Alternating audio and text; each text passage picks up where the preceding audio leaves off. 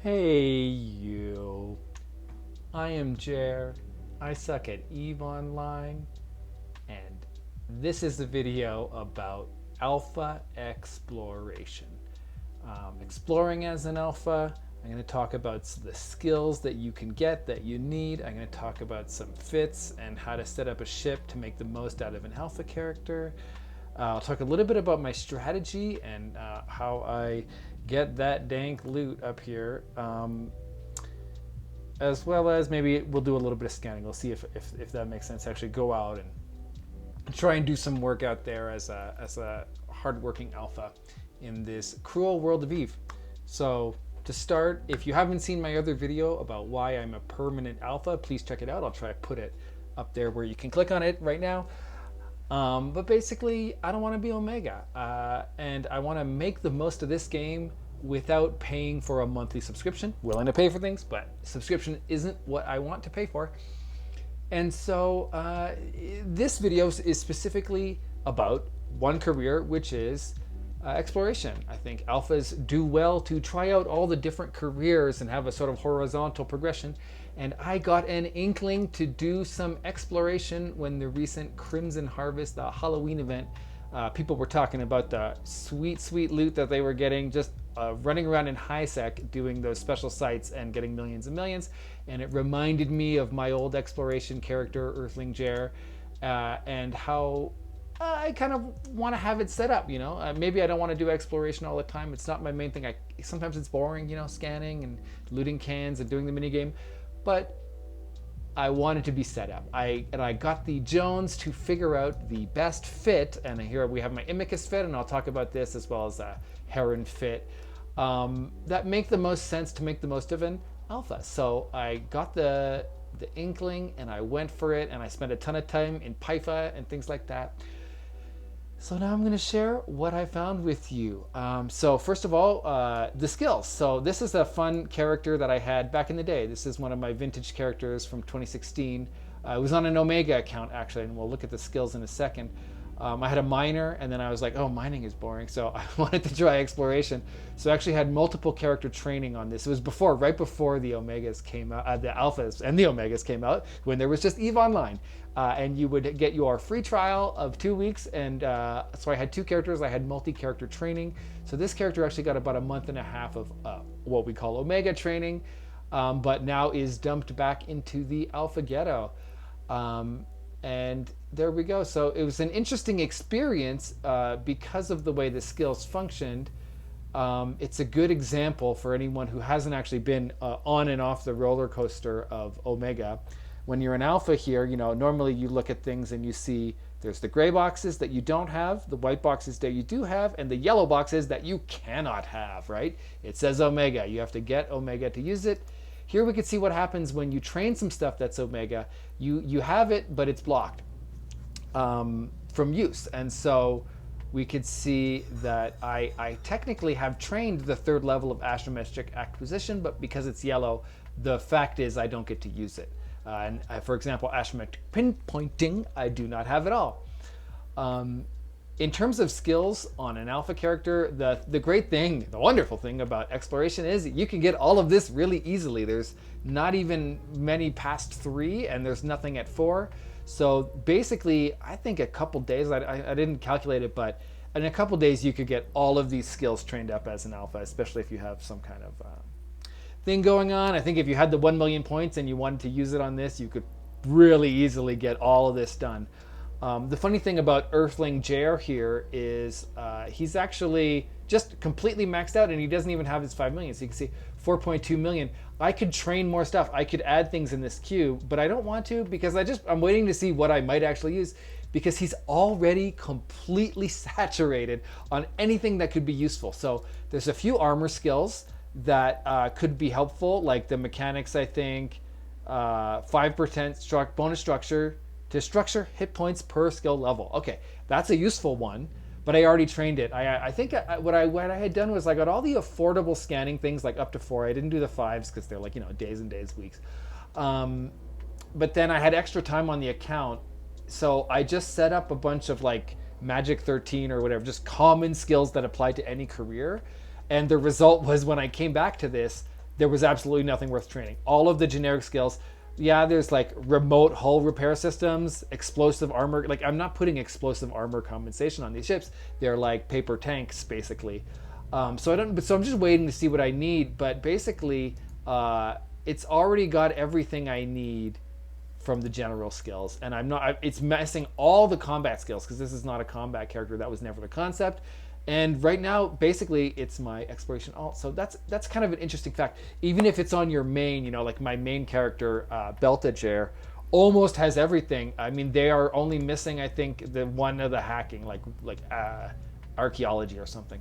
And I could train it in a very small amount of time because there's just not a lot of points.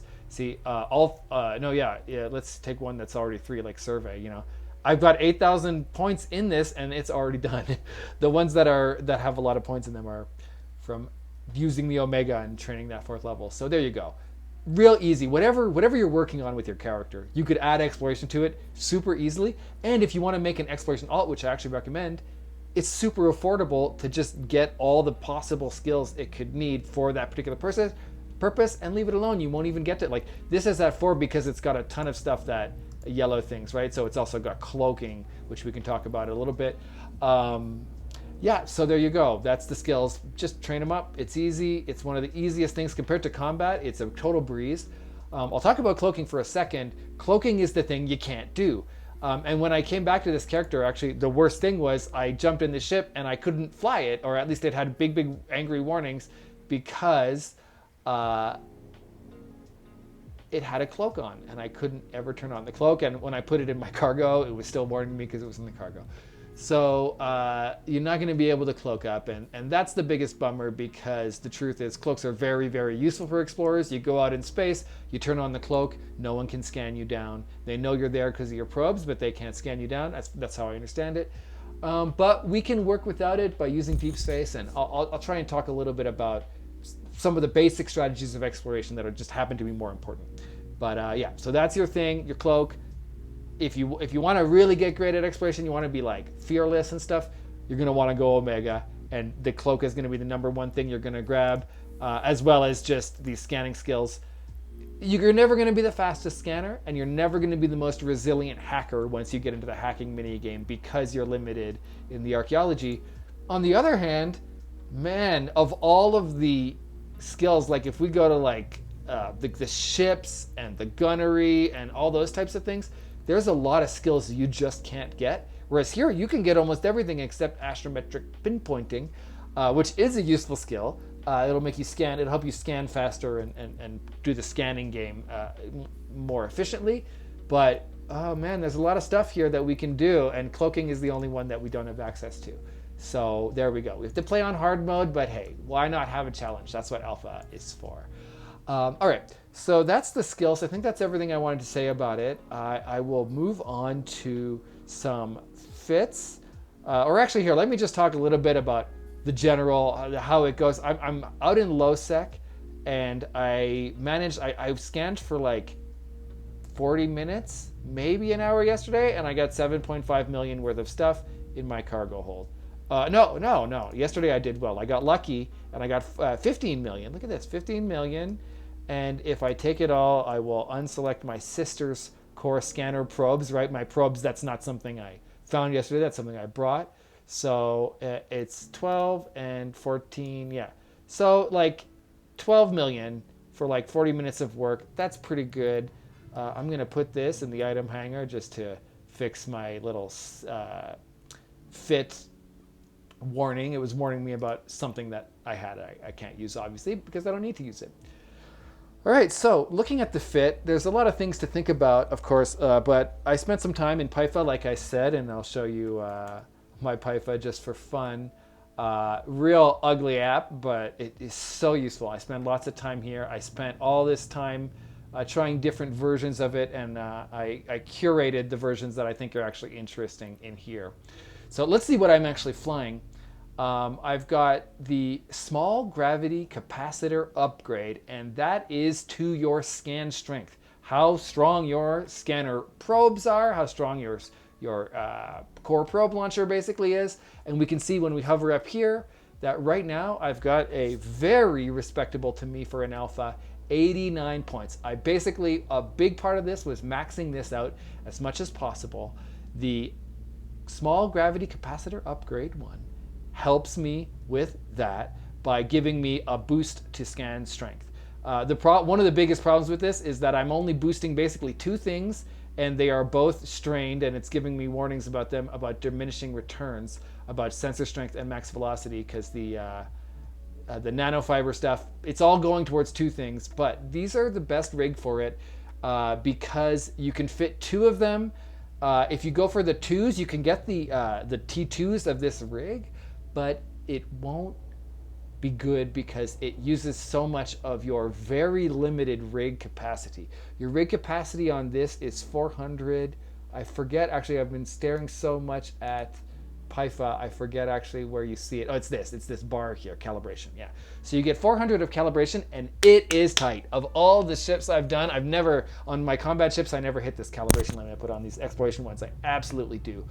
So 400, these are 200 each. All of the exploration ones are 200 each. So there's these capacity upgrade, these gravity capacitor upgrade, which improves scan strength. There's one that improves your scan time, and it's also 200. And then there's some options that give you the hacking bonus. So they give you your bonus to your, I think it's your virus coherence. So I think it's your virus hit points. Those ones I'm not super excited about. They're useful. You know, if you find you're missing a lot of cans, then you could go play with those.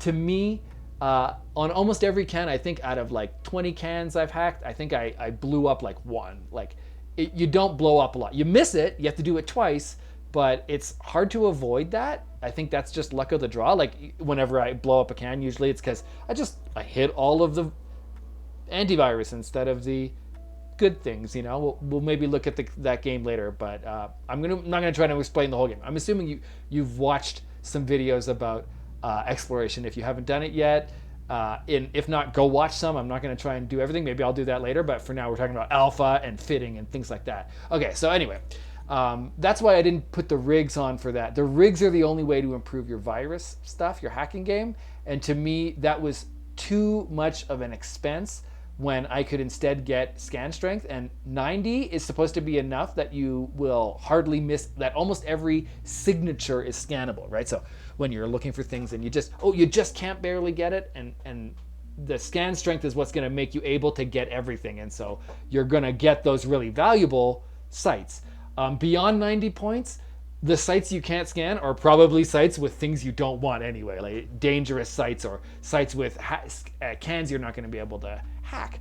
So there we go, 90, it's pretty good, and this helps us get there. If we did the T2, I found that the T2 was interesting if you want to squeeze in other rigs. So the T2 is not as strong as two of the T1s, which is why I have two T1s, but then you have a little extra calibration room, and you can squeeze in things like a nozzle joint.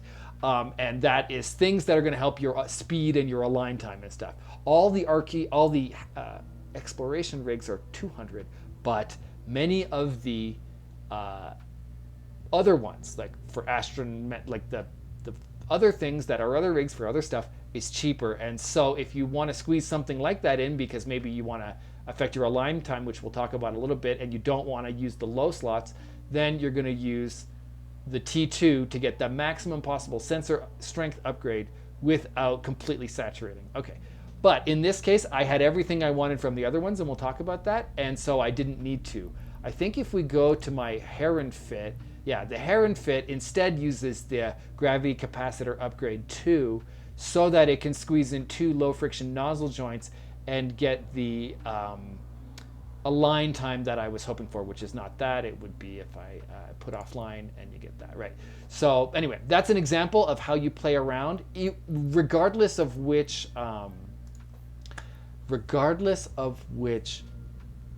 priorities you have in terms of your rigs and your exploration rigs.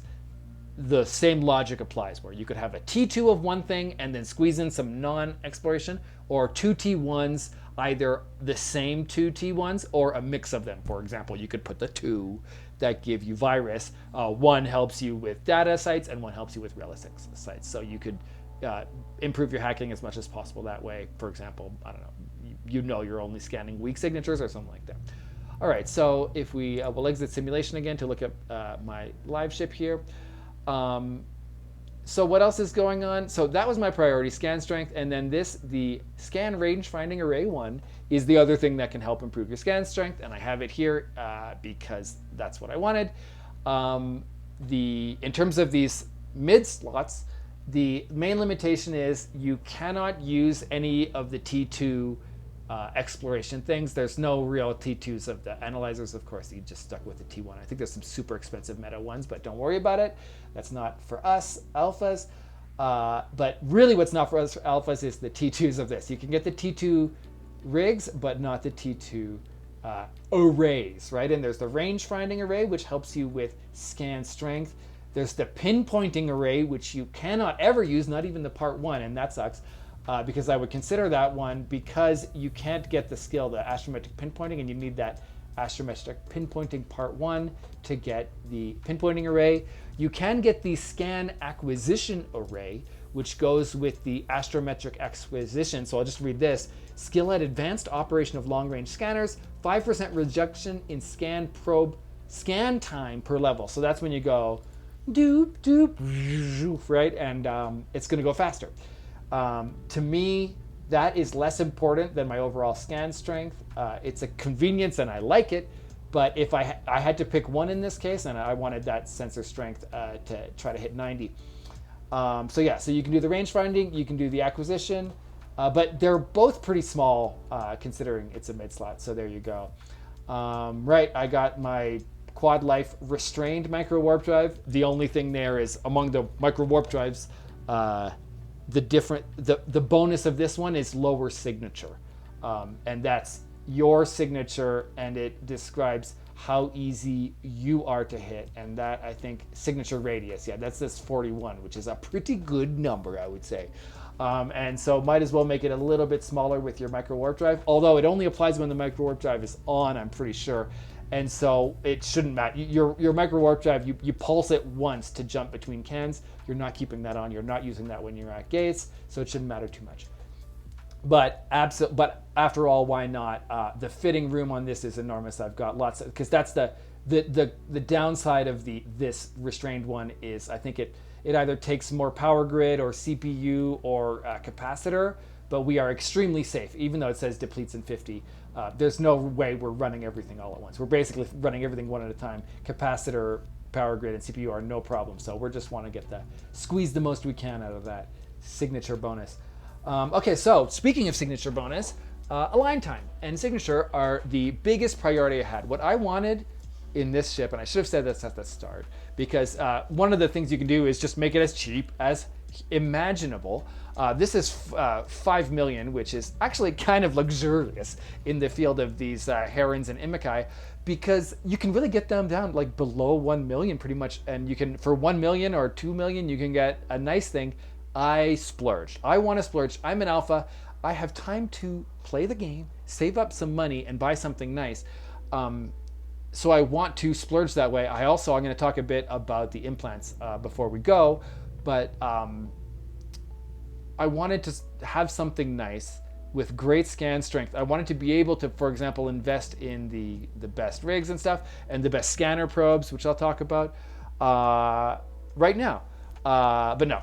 Yeah, this thing about the scanner probes is there's super cheap plain ones, and there's the Sisters core scanner. And some people don't like spending the money on the core scanners because you can see they're 2.7 here in the, and actually they're 2.7 up here too, because you want to have two sets, 8 loaded and 8 in the bay. I forget exactly why, but that's what you do. And so the breakdown here is that actually if you remove all the Sisters, it's actually super cheap. Like it's like 2 million. Like it's hard to make these expensive on some level. And so what I wanted was the option of buying implants, putting them in my head to help me. And you want it to be disposable. And so I want it to be survivable instead. So I want to be able to beef up that price and still survive. And the way to do that is to not get killed. So how do we not get killed? By being fast. We're going to be going in lowsec or nullsec or wormholes. So people are going to be able to gate camp us, and we're going to come into systems and we can mitigate that. We can be smart and use Eve gate camp check, and we can use Evi, and I'll look at that in a bit when I talk about strategy. But eventually someone is going to be there waiting for us, and they're going to be planning to lock us as quickly as possible. And what we want to do is get out of there as quickly as possible. We want to hope that they're not perfect, super fast lockers, because we cannot get this to an insta warp, right? Those of you who know the game well will know that a line time, which is how long it takes for your ship to sort of go, line up and zip off into warp to get at the right speed and direction, you want it below 2. If it's below 2, very few ships are going to be able to lock you. They're going to need an entire ship who's only good at locking and can barely even shoot. But we want to get this as low as possible otherwise. So this, you can't get it below 2. I tried everything. I have a whole PIFA thing with, what if we only care? We don't even want to scan. We're only trying to go fast. We can't get it below 2. Next best thing is below 3. And you can go look on the Eve University wiki about gate camps. The article about gate camps has advice about fitting. And it has this incredible fact, which is it doesn't matter if it's lower than 3 unless it's lower than 2, because of the way the server works. The seconds, it goes 1, 2, 3. Only on the even seconds does it make any difference. So if they can't lock you at 2.99, then they can't lock you at 2.1, right? But if you hit 3, that's the breaking point, at least from standing still. If you're already moving, then it's complicated. I'm optimizing for gates. I'm afraid of being gate camp murdered. That's my main thing. As well, I want it to be fast so that if someone lands on grid, I can run away.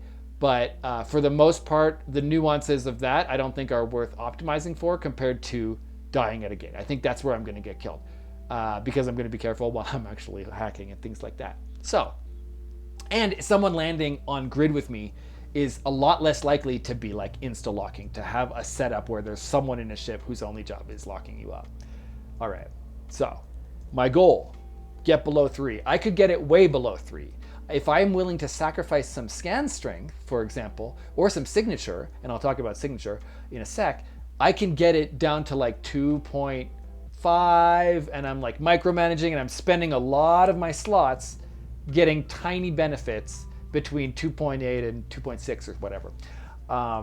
But so what I did was I got it below, I did that, and then I started re-adding things better to get it just below 3, because I think that's a worthwhile goal and sweet spot. So that's why we get this 2.97 and this particular setup where like I had a T2 and nozzle joints on this one like I do on the Heron, but I was able to walk it back and get my scan strength back up, which was really great.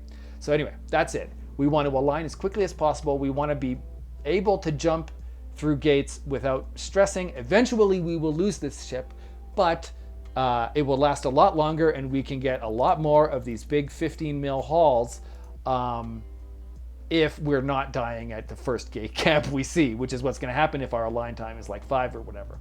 One thing to note is when you simulate, it's terrible, 4.46. It's very important that you turn off, put offline, which you don't actually have to put it offline in the real game to get the benefit. I don't know why, like put offline, but it's like, or unfit, or I don't know, but put offline. If you're not running it, this is what your thing will be. And so you got to put it offline, just pretend it doesn't exist. You don't care exactly how fast your warp drive. So when you're simulating, turn it off, and that's going to give you the nice number that you want to see, that actually makes sense and represents what you're going to get. Great. And so the other thing, what's going on down here, right? The nanofiber internal structure are wonderful. They do 2 things. They do one thing and don't do another.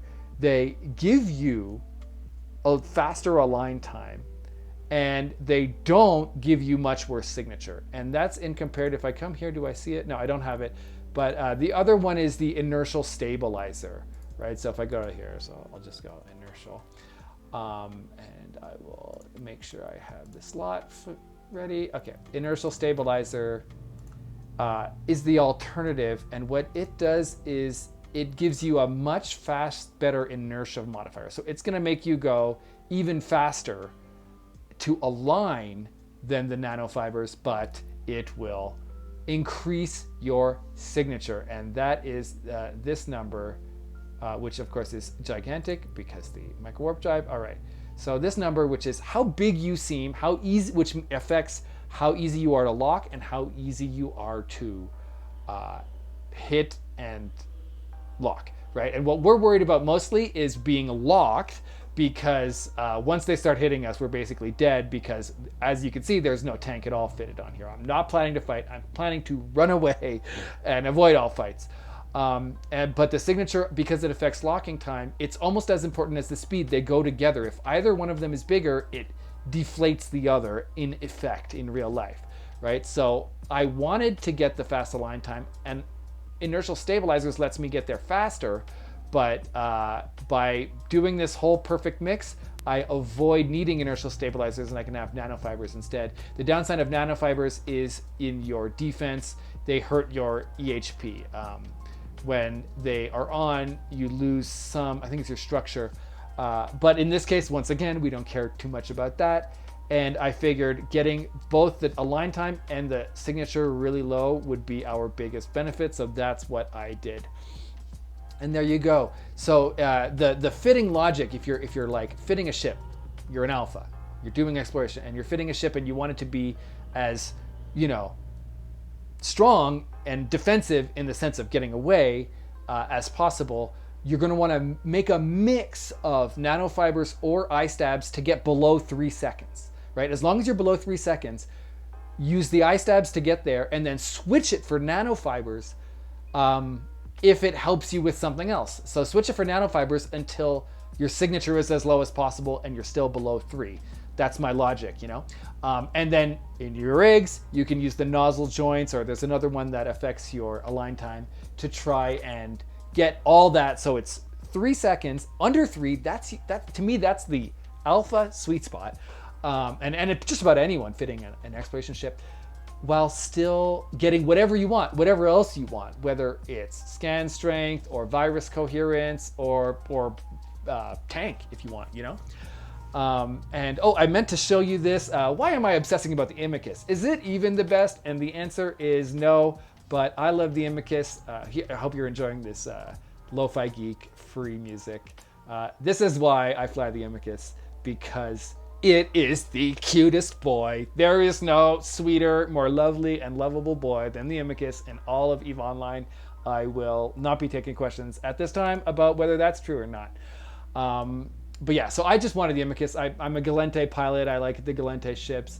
And I didn't want to have to train level 4 of frigate, because of course, the way the skills work, I didn't talk about that. But in terms of spaceship command, all that really matters is the relevant frigate skill. You can only get it to 4, so get it to 4, whichever one you're going to use. If you already have 1 and you don't have points to train the others, I guess use the ship from that. I'm not going to talk about the Minmatar or the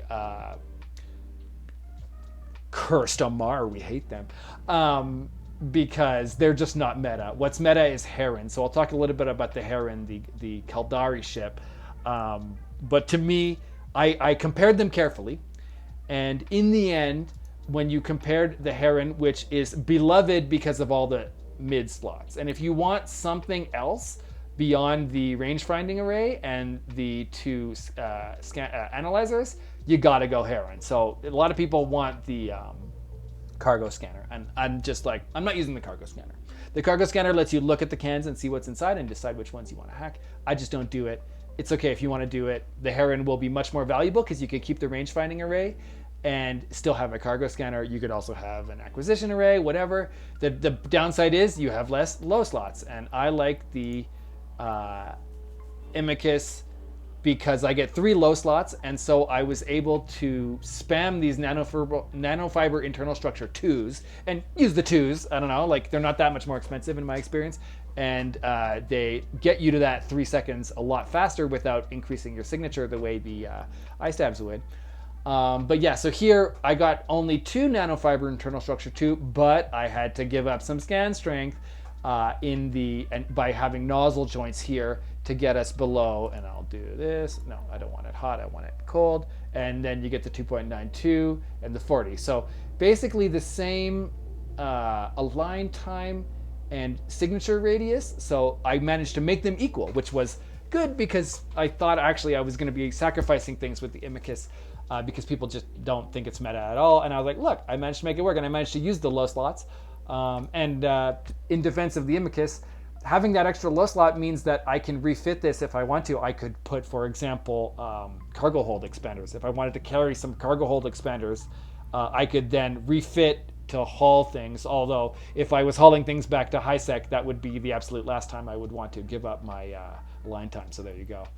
But yeah, coming to the Heron, you just have options. That's the thing. So you can mix it up with a range-finding array and an acquisition array. You can put tank, whatever you want, right? Lots of options. But more or less, the scan strength on this, I think, is... Oh, I need to... oh, this doesn't have the right stuff. So here, I'll just take these. I'll just put these in here. I think that should do the simulation. Okay. So 84 points. So actually, it's lower. Oh, this one doesn't... Does this one have the implants? I don't know. But yeah, in Python, I looked it out all very carefully in Python. I didn't double check it after I imported from Python to show you in the game. But the scan strength was the same. I got the same basic scan strength. It was slightly higher, but only in points, decimals that actually don't show here. So that's fun. The scan strength was basically the same. The signature and align time were basically the same. And the difference was I actually got a benefit. The Imicus had ever so slightly, it was slightly cheaper. Whoa, this one is expensive. I don't know why, but in Python it was slightly cheaper, and the Imicus had more hit points. It was faster. It was a little bit faster and a little bit cheaper and a little bit tougher, and only slightly less scan strength than the Heron. So that was really interesting. If you have this exact set of priorities, the Imicus is equal. And by priorities, I mean trying to get to 90 scan strength or as close as possible versus wanting to mix it up and having the cargo scanner. Although, you know, if I wanted the cargo scanner, I could also get it on here. I just have to give up the range finding array, and that would be slightly less scanning strength, but I could get it if I really wanted that by having so many other things optimized for that. Okay, so that is an example of my logic in my fitting. That's how I think about it. Be fast so you can get away from fights. Be strong at scanning so that you don't miss out on signatures, and let the rest fall where they may. The Sisters Core Scanner, I put them in because I plan, you know, when I take this thing out, I plan to make, you know, at least 10 million in an hour. I'm really hoping to get higher than that by getting efficient, because I can make more than that doing my nullsec ratting, which you can see my other video where I just go belt to belt in the Vexer. And that's kind of my default. Like, am I making almost as much money as that? That's kind of what I want. But okay, if I'm going to go and make 10 million an hour, you know, 5 million is nothing. I expect it to survive more than an hour. And anyway, so there you go. That's my logic. And I want to make up for the fact that I can't just wait and train the skills to get my scanning better. I want to max it out. Okay. So the Scanner's Probe, what they do is they give you more scanning strength, and that's a good thing.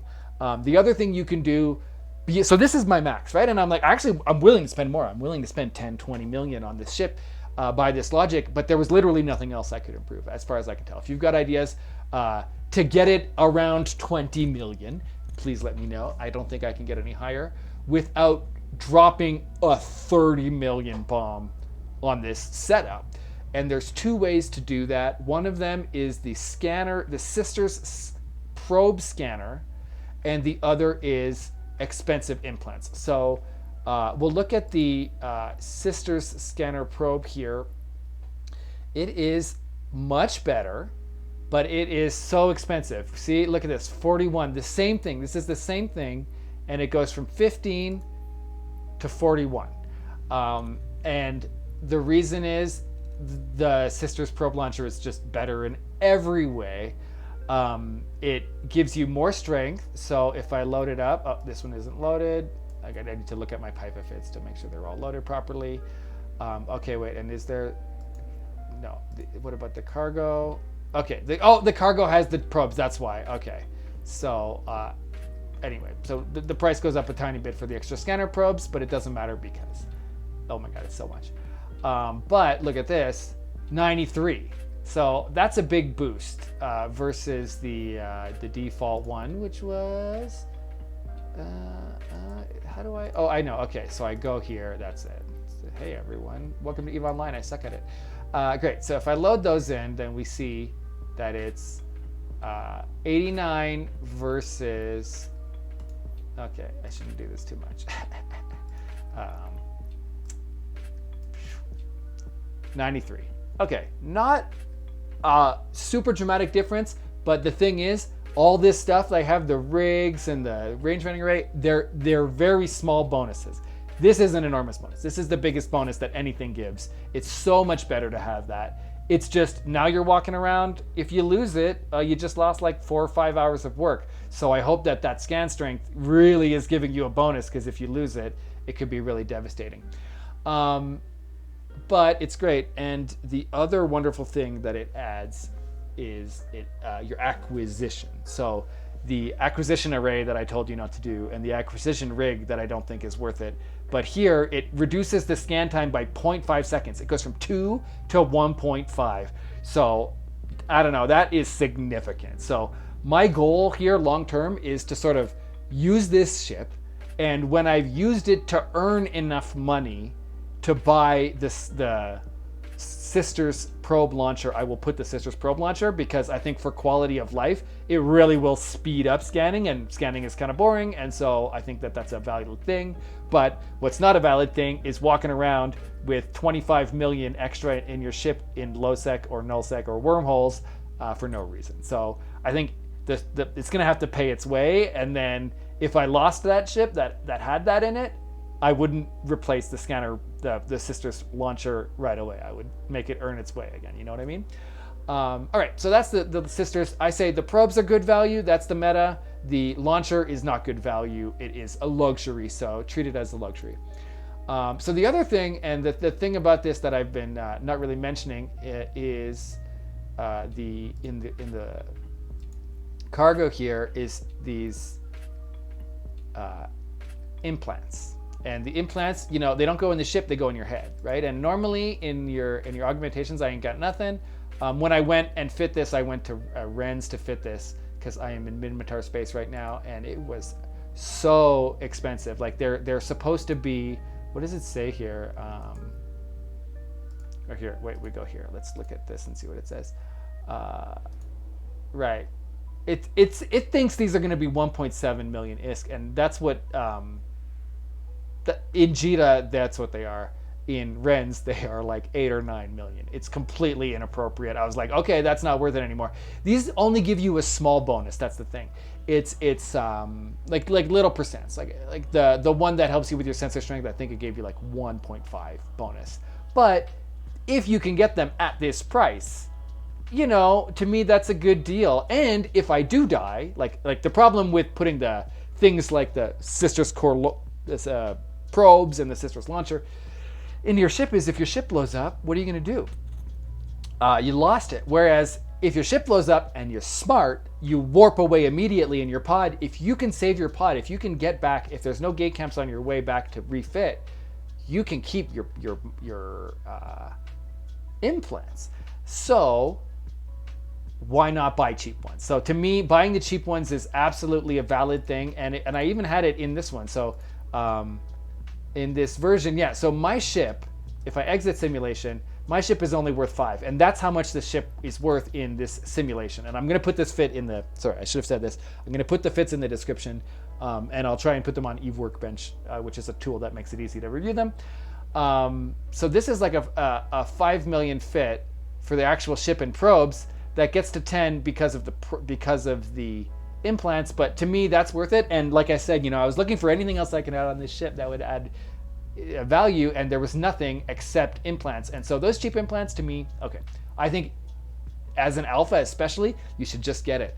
The thing about the sort of implant meta, sorry, no, I wanted to do this, is, you know, often in EVE Online, when you're in Omega and you're trying to train as quickly as possible, you have training implants, right? And you get the like +3s, and I don't know if you know about this. If you don't, go look it up. I'm not going to explain it all. But basically, you end up with multiple clones, jump clones, that you use to jump between bodies just to switch which implants you are. Because when you're going to go do something dangerous in lowsec or nullsec, you don't, or just any PvP at all, wars and stuff, you don't want to have your valuable implants in your head. So you go to an empty head and run around with that. Or maybe you have one that's a training and you do that before you log off because it helps you accumulate skill points faster. But when you're going to go in a fight, you switch to one with just special implants for making you better at something like shooting or scanning or whatever. In this case, scanning.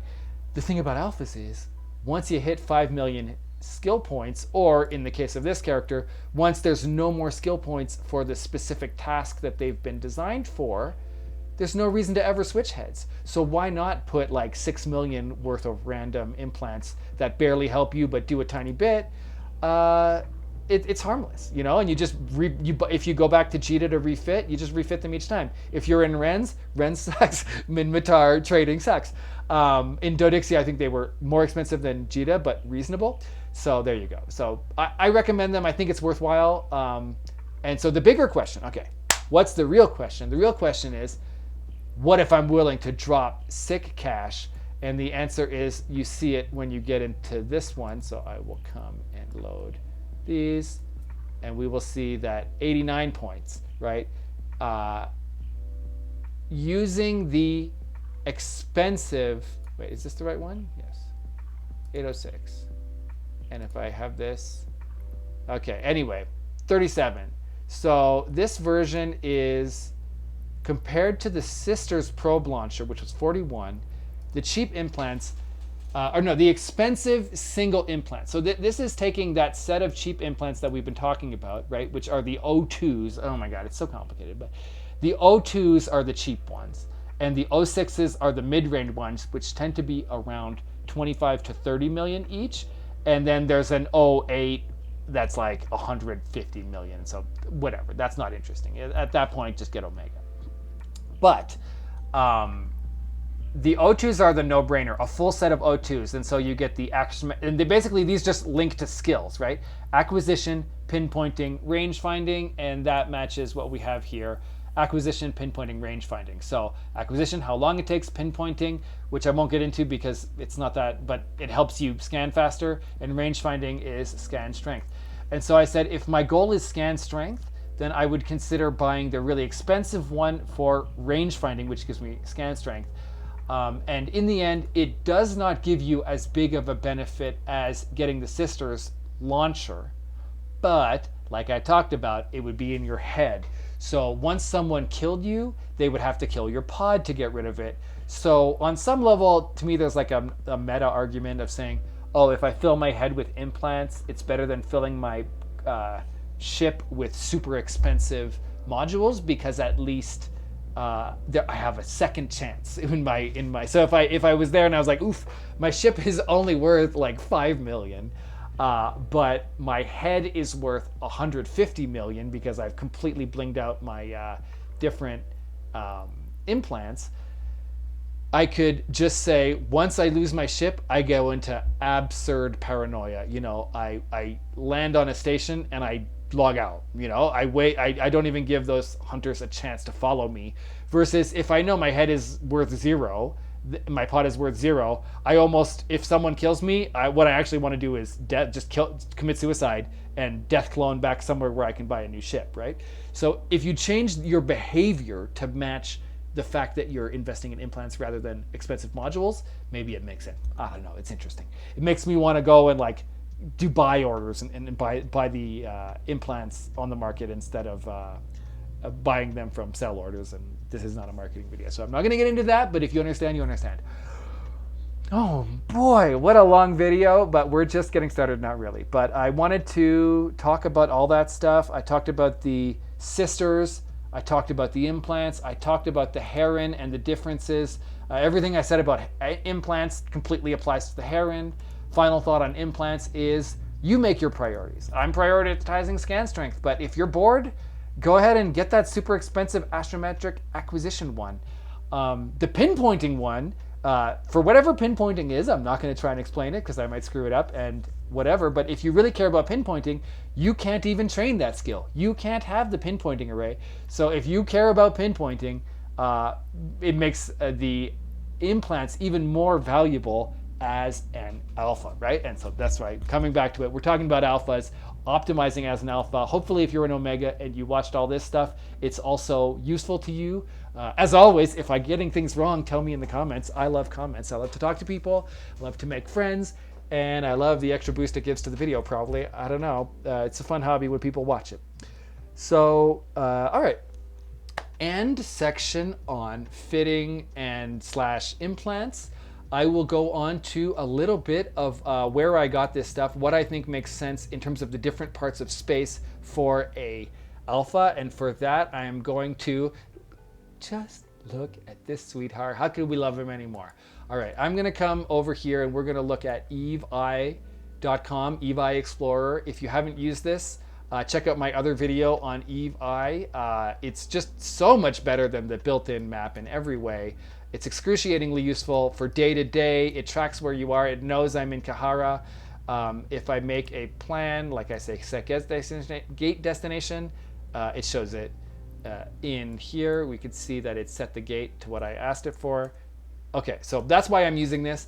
Watch the full video for tons of tips about it, but I'm just going to use it to talk about the types of space that we can hunt in for exploration. And so obviously, if you know anything about exploration, you know that high-sec exploration is very, very worthless. It's such bad money. It's worse than running like level 2 missions. Maybe it could compete with level 1 missions because level 1 missions are a waste of time. High-sec is where you just try it. That's where you go try if you haven't yet. You scan some signatures, you find a site, and the good thing is no one is going to kill you, so you can put off the trying not to get killed part of it, because no one is going to waste their time trying to kill you in high-sec as an explorer unless they're an absolute griefer. The tip if you're in high-sec is get the hell away from the main hub. So Renz is here. Definitely don't try to find anything nearby. There's going to be too many people scanning those down. You want to get to the middle of nowhere, and that's true in all of exploration. You are fighting for sites with other people. What you want to go is somewhere where no one ever goes, so no one would ever bother to have scanned it down. So I like to look at BoofDR here. I would come, get away, jump a few times away, and then look for these pockets, these places where people are unlikely to come while they're going places, right? Like, right, okay. Get out of the way. And we'll look at, in this Eveeye, you could see how many people go somewhere by the number of jumps, J. And quickly, if I go to the circle and data displays and label, and I set it to activity last 24 hours, like I described in detail in my other video about Eveeye, you could see the kills on this Casarasi here, kills, pods, number of NPCs killed, and number of jumps. So we could see that Renz has 7,000 jumps. Odatric has even more. 9,600 people have jumped through here in the last day versus 163, 72 in Jofan. So go hit up Jofan if you want to explore in high-sec. These are the kind of places where there'll be sites hiding. Okay, so that's what high-sec is for, trying it out and not wasting your time after you've figured out how it works. What you want is lowsec, nullsec, or wormholes. I like lowsec for this model because, like I said, I want to have a nice ship. I want to be able to invest in a bling, and I'm using air quotes with my fingers, bling 5 million ship, but whatever, whether it's investing in the probes, the launcher, or implants, I want to be able to increase the quality of my ship to make up for being an alpha. So what I want to do is do lowsec, where no one can bubble me, right? Because the one thing we're not immune to in this, in addition to insta-locking situations, is we're not immune to bubbles And so wormholes and nullsec are going to have interdiction spheres, also known as bubbles, where you will not be able to get out. You're going to be relying on burning back to the gate, and that will not go well because you don't have any hit points. So in lowsec, at least if we hit the gate and we see there's people there, we can just try and jump away, and we'll have a decent chance of getting away unless they have an insta-locker. So that's where I want to go. Lowsec has significantly better sites than highsec, so much better. But still mostly safe ones, mostly ones where you're not going to be worrying too much about NPCs. Because, of course, also, I didn't say it yet, but this is not a combat exploration fit. This is we don't go to any sites that have NPCs we would have to fight. So there we go. And of course, if you go to exploration on the EVE University wiki, you can read all about the different types of sites, and you go to Relic and Data sites and go to the main Relic and Data sites, and they will help you, and I won't go through all of this, figure out if there's going to be sleeper caches and different NPCs that you're going to have to kill as part of it. So, right, so we're not going into that, but point being, lowsec to me has a nice balance where we're not going to be missing out on stuff. We're going to be able to see who's in local, which is extremely valuable. So we can know when we're alone and we can relax, and we can make decisions about being in systems based on who's in there with us, as opposed to wormholes, which are messy. You can't see who's in there with you. There's more valuable sites, but also there's going to be more sites we can't hack, and there's going to be more sites we can't scan down and hack because our hacking and scanning skills aren't good enough, as well as more sites we're going to scan down and say, oh, I don't want to go in there because they're sleepers. So that's when you want to be in like an Astero or something, a combat exploration ship, which I'm not going to talk too much about the Astero other than to say I didn't talk about the Astero, but the Astero is too expensive. And without a CovOps cloak, it's not really worth flying. It's too expensive to fly something so expensive without the safety provided by a cloak. I think when you're not cloaking, you're better off staying cheap, and that's why I'm only talking about frigates. All right, and so that's it. Go to lowsec, but you know what you can definitely do is you can definitely go to a lowsec site like ABBA here and die, because people are going to be waiting for people from highsec to come through. And maybe this is really the ass end of mid-Matar space. That's why I picked it. But I don't know, whatever the closest uplinger, the closest lowsec to a trade hub is where I got killed a lot the first time I tried exploration, and kind of gave up because it was so much work, so tiring to die, even though I was flying 2 million ISK ships at the end because they kept dying. But I was just mad because I would have 20 million in the hold of a 2 million ship and then get blown up. And the reason was I was being stupid. I was going from Daddex in that case, and just jumping to the nearest lowsec and then trying to use it, and it was just full of pirates. Whereas if you come out, you just keep going, just go to a thing and then just go really far away, you know? Come and like click on some things and look at how many people are jumping. Like this is probably a good area, 260, 153, but look at this. Anselem, 79. Manag, got 34. Like, I've been doing well. Don't come steal my spot. Don't steal my spot. Find your own spot in the ass end of your local space. But find one of these, you know, J62. Oh, wait, that's actually not lowsec. But, you know, there's lots of them. And just avoid these ones with tons of people like Sendaya. That's probably not worth it. I'm having luck in these systems that don't even have stations. And you can see that there's a station when there's a little white and green here.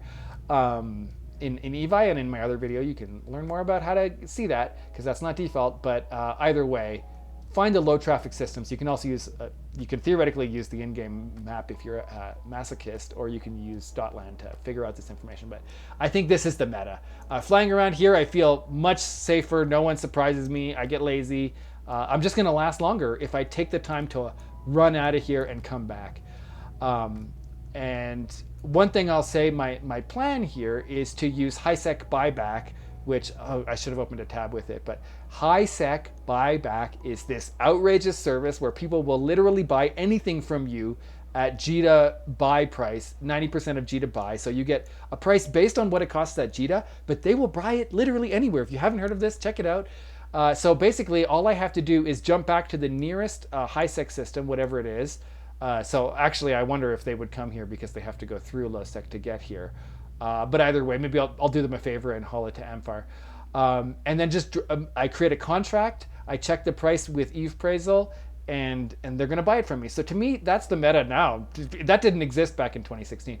But the meta now to me is you accumulate things in somewhere in lowsec, or accumulate them in a high-sec station. And when you're ready, you just create a contract and sell it to them. As a alpha, of course, we're limited to one contract, which sucks. But we get the benefit of, yeah, one is all you need. Yeah. So just make sure you don't try and sell things twice to them in a row. I think it takes them a couple days or whatever to pick it up. So you create the contract and then you'll get the money nice and soon. So yeah, that's my approach. So it lets me not worry about being far away, because the thing is, yeah, I don't want to jump back to Rennes every time I have my cargo load full, nor do I want to mess with a hauler, right? But if I do that, they've got these giant jump raiders, they'll just come pick it up for you. So to me, 90% of JITA is a way better deal than having to haul it and mess around, right? If I want to haul, I'll go haul on a character that's built for that, not one that's in the ass end of nowhere, being nice and safe and making lots of money. So there we go. That's my plan. The hard part is when you die. What I would say is put your clone, like your home station, right, should be where you can buy a ship, whether that's JITA or whatever, and then when you die, you go back there, buy a ship, and come back out to the ass end of nowhere, where you accumulate money safely, sell it to high-sec buyback, and then come back and keep selling, right? And if you want to do something else, don't jump all the way there. Stay in the middle of nowhere. Use a different character, right? Have a character just for this. That's the great thing about what I was saying about the skills is it's so easy to create an alt dedicated to exploration. Why would you bother keeping your main character in the ass end of nowhere when the ass end of nowhere is where you want to be? Whether that is in lowsec, way far away from all the trade hubs and any action, or it could be a wormhole. And if you want to go live in a wormhole and just fill up your cargo hold with stuff, and then just occasionally dip back, wait for the wormhole to connect to high-sec and dump your stuff in the same way. There you go. Ah, boy, oh boy. I said maybe I would do some scanning, but I think that is more than enough. Nullsec, I'll say, is the same as wormholes. The sites are more dangerous, the sites are more profitable, and you are more likely to get killed. If you have a nice spot in nullsec where you feel safe, then go for it. I don't like the stress of worrying about interdiction bubbles, so that's not my preference at this point, although I could get this character into a corp such that it was effectively, allies with my corp, and I could go down to my corp, Eve University's pocket, and try and scan there. But I don't know. For now, I like this. But anyway, that's some of the logic. This fit. If you're gonna do that, if you're gonna go in wormholes and you're gonna go in nullsec, my thought is that the balance of how to fit your ship should move towards cheapness and disposability, rather than blinging it out. Don't get those, especially don't get the fancy implants, because the interdiction spheres are going to work great on your pod, unlike trying to lock your pod and kill it at gates. It's not going to work well in lowsec, which is one of the things I like about this whole using implants thing. But there you go. Alphas, please go make some money. Oh, and if you're not sure if it's possible, go see... I'll just open up my YouTube. That's not too embarrassing. And come and see Daddex. Daddex is incredible. He proves that you can do things in lowsec and make lots of money. And his videos about lowsec. So if I go to playlists, the Alpha Margot, the Wormhole Van Life. That's the session. Wait, no, I want to see the videos. Beautiful playlist. These are incredible. They really show you what's possible. All his lowsec videos show what a alpha is capable of. His alpha videos, that's what I meant to say. And he shows you how to live in wormholes, how to make tons of money. So anyway, it's really possible. Don't give up. He inspired me to get back out here and try exploring, and so far it's going pretty well. And I'm excited to keep trying it. So anyway, Hope you're having fun. If you have alpha related videos you want to see, let me know. I think they're going to come out based on what I'm obsessed with in the moment. Right now it's exploration.